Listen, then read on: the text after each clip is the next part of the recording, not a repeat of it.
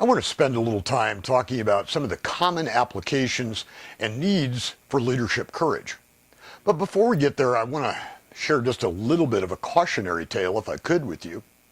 Leadership requires courage, and courage is an absolutely important dynamic of effective leadership.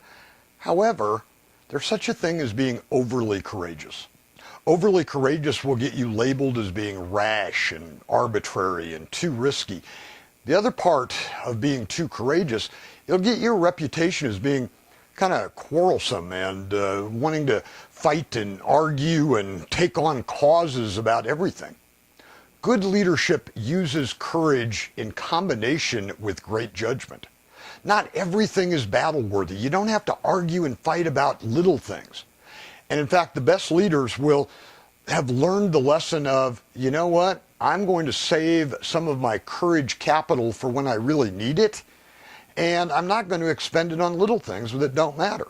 There's a time to walk away, and there's a time to arch my back and take a stand, and good leaders know the when and have the judgment of when to do that. So with that said, let's talk about some of the applications that leaders need to utilize some courage. First one is confronting team members.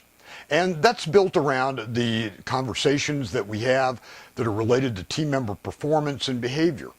We talked about that previously in corrective coaching.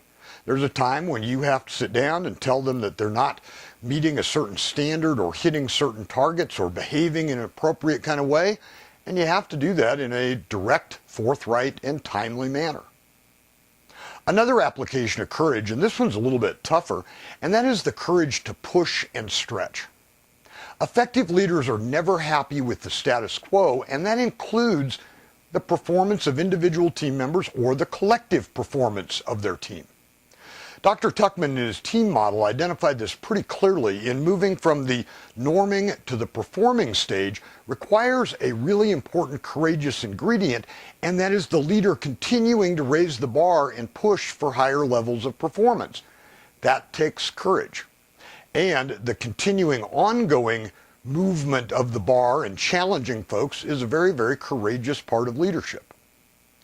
Another part of leadership that requires courage is insulating your team from levels above you.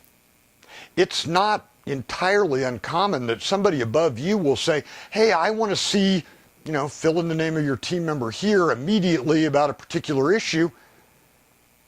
So what do? Well, the answer is pretty easy. You need to stand up and hold your ground and say, look, I'm that person's supervisor. I'm their leader. Tell me what you need and I'll take care of it. Or, look, hold me accountable and I'll hold them accountable. You really need to put yourself in between those two levels, and that also ensures that you maintain your credibility with the team below you as well. One other application of courage that I want you to think about too is the courage to deliver an honest no. You know when your bandwidth is full, you know when you have no more capacity to offer, and you need to courageously look at someone, especially someone above you in the organization, and say, look, I'm sorry, I can't help you with that now. I've got this and I've got this and I've got this. And I got to tell you, that courageous no, that honest no, is going to have more value than an appeasing yes when you really can't deliver a solid product anyway. And then the final one I want to talk about is probably the most difficult one to talk about. And the examples here could be so very dark at times. And that is the courage to do the right thing. You know when something's right and when something isn't. And there's going to come a time in your career, and certainly I hope it doesn't happen to you often, but there's going to come a time where you're going to have to stand tall and just do the right thing regardless of the risks to your person. You have to be courageous and do the right thing, and again, your credibility hinges on that.